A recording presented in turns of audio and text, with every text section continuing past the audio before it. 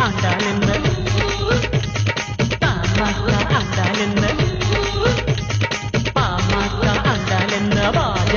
ஆண்டாள் என்ன அதிமுக ஆண்டாள் என்ன இந்திரா காங்கிரஸ் ஆண்டாள் என்ன உழைச்சாத்தான் எல்லாருக்கும் சோறு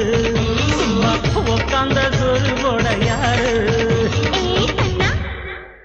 ஏ கண்ணா கண்ணா